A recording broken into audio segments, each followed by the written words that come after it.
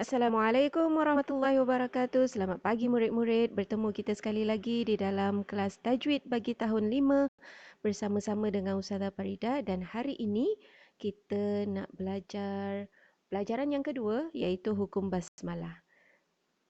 Kita mulakan sekarang pelajaran kita.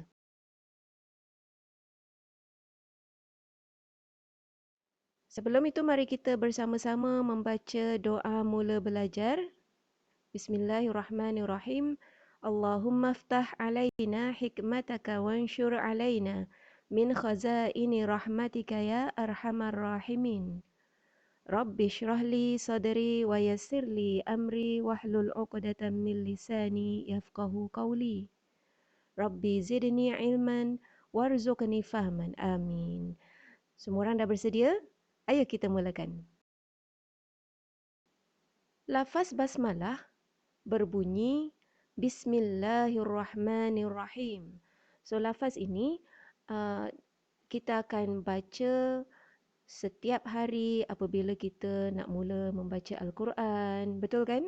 Selain daripada yang kita mula first kali A'udzubillahi minasyaitonirrajim, lepas tu kita baca Bismillahirrahmanirrahim.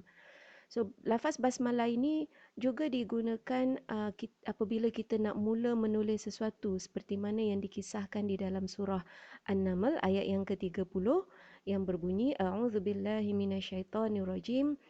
Innahu min Sulaiman wa innahu bismillahirrahmanirrahim. Sesungguhnya dia, iaitu surat, ini ucapan daripada Ratu Sabak, Ratu Bilqis. Sesungguhnya surat ini daripada Sulaiman. Okay, Nabi Sulaiman mengirimkan surat, dan sesungguhnya dia Bismillahirrahmanirrahim, dimulakan dengan nama Allah yang Maha Pemurah lagi Maha Penyayang. Jadi kalimat ataupun lafaz basmalah ialah sesuatu yang sangat bermakna bagi kita orang Islam.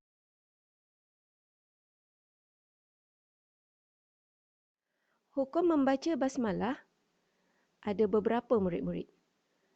Yang pertama, hukumnya wajib. Bila dia menjadi wajib? Wajib kita membaca basmalah apabila kita memulakan membaca surah Al-Fatihah, seperti mana yang ada dalam tulisan ni, pada permulaan Al-Fatihah. Sebab basmalah iaitu Bismillahirrahmanirrahim merupakan sebahagian daripada surah Al-Fatihah dan dia merupakan ayat yang pertama. Okay? So kita kena baca Bismillahirrahmanirrahim. Alhamdulillahirrabbilalamin. Bismillah itu ayat pertama. Yang Alhamdulillah tu ayat kedua. Menunjukkan wajib hukumnya membaca basmalah pada awal surah Al-Fatihah. Hukum yang kedua ialah sunat. Disunatkan membaca basmalah, iaitu pada permulaan surah yang lain kecuali awal surah At-Taubah. Okay. Di dalam Al-Quran ada 114 surah. Jadi semua surah-surah itu kita mulakan dengan membaca Bismillahirrahmanirrahim kecuali awal surah At-Taubah. Nanti kita akan belajar kenapa ada pengecualian di sini. Dan hukum yang ketiga ialah harus. Harus maknanya baca boleh, tak baca pun boleh. Okay. Bila dia berlaku, iaitu apabila kita membaca selain dari awal surah, maknanya di tengah-tengah. Okay. Ada di sini. Di tengah-tengah surah ataupun bukan pada permulaan ni, selain dari awal surah atau di tengah-tengah surah At-Taubah. Yang ini hukumnya harus. Apa makna harus tadi? Baca boleh, tak baca pun boleh. Jadi kita akan lihat di sini murid-murid. Basmalah di awal surah At-Taubah. Surah At-Taubah surah yang special sebab kita akan tahu sebentar lagi apa hukum membaca basmalah. Hukumnya ialah tidak dituntut. Tidak dituntut. Jadi hukum membaca basmalah di awal surah At-Taubah tidak dituntut. Kita tak perlu baca Bismillahirrahmanirrahim di pada awal surah At-Taubah. Kenapa? Ada dua jawapan kenapanya. Yang pertama ialah Sebab tidak ditulis di awal surah At-Taubah. Murid-murid kalau buka Al-Quran, buka surah At-Taubah. Okay? Maka di atas itu tidak ada tulisan Bismillahirrahmanirrahim. Yang ada ialah nama surah, kemudian terus masuk ayat yang pertama. Sebab yang kedua, surah At-Taubah diturunkan ketika peperangan.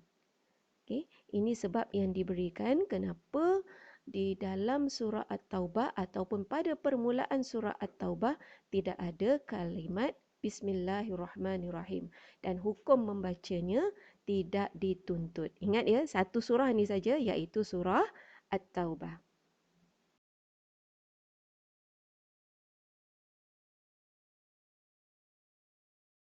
Di dalam keadaan yang lain, membaca basmalah juga disunatkan.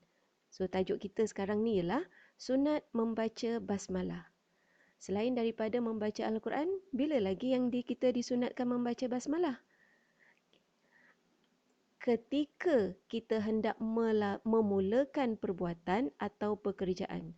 Maknanya, apabila kita nak membuat sesuatu, kita nak baca buku, kita nak melangkah keluar daripada rumah, kita nak masak, kita nak minum air, especially bila nak makan. Biasa orang akan teringat kalau nak makan.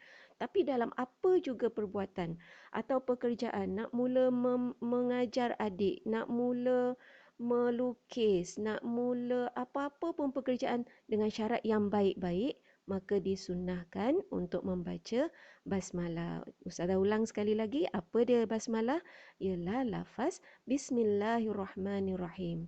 Sebab murid-murid, daripada Abu Hurairah radhiyallahu anhu ialah salah seorang sahabat Nabi. Abu Hurairah meriwayatkan telah bersabda Rasulullah sallallahu alaihi wasallam. Ini ucapan Nabi yang katanya kullu amrin dhi balin la yubda fihi basmalah fahuwa aqta'u wa fi riwayatin fahuwa ahzam. Hadis ini diriwayatkan oleh Ibnu Hibban. Makna dia apa? Setiap perkara yang baik yang tidak dimulakan dengan Bismillahirrahmanirrahim, maka amalan itu akan terpotong. Terputus daripada apa? Terputus daripada rahmat Allah. Jadi apa-apa pun yang kita nak buat, nak mendapatkan perlindungan, nak mendapatkan bimbingan daripada Allah, maka kita disunatkan untuk membaca Bismillahirrahmanirrahim. Baik, sampai di sini dahulu pelajaran kita. Nanti pada minggu hadapan, kita akan masuk ke dalam kaedah membaca basmalah dan awal surah. Okay? Jadi, kita lihat dulu apa yang Ustazah siapkan untuk semua orang hari ini.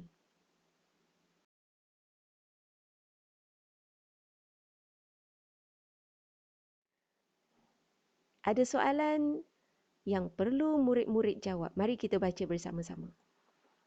Bilakah masanya kita disunnahkan membaca basmalah? 1. Pada surah Al-Fatihah. 2. Di awal surah At-Taubah. 3. Di tengah-tengah surah At-Taubah. 4. Ketika hendak membuat sesuatu. Dan 5. Pada permulaan surah yang lain kecuali awal surah At-Taubah. So murid-murid kena perhatikan ya, yang ditanya bilakah masanya kita disunnahkan. Bila masa dalam 5-5 keadaan ini sunat membaca basmalah. Okey, jawapannya ada 2 sahaja tau. Jadi apa yang murid-murid perlu buat? Yang pertama sekali ialah tulis nama. Okey, yang kedua ialah tulis jawapan. Di mana nak tulis Ustazah? Oh, tulislah di dalam ruang komen. Di dalam ruang komen di bawah sini, tuliskan nama, tuliskan jawapan murid-murid dan jangan lupa tekan like dan subscribe. Sebab apabila murid-murid subscribe, nanti bila video Ustazah yang baru masuk, murid-murid akan dapat tahu nanti. Baik, sampai di sini dulu pelajaran kita. Ustazah harap ada yang dapat dipelajari pada hari ini dan dapat kita amalkan dalam kehidupan kita sehari-hari. Ustazah harap semua orang ceria dan senyum selalu. Jaga diri murid-murid semuanya. Jaga keselamatan dan jangan lupa mengaji. InsyaAllah kita jumpa lagi di masa yang akan datang. Assalamualaikum warahmatullahi wabarakatuh. Bye.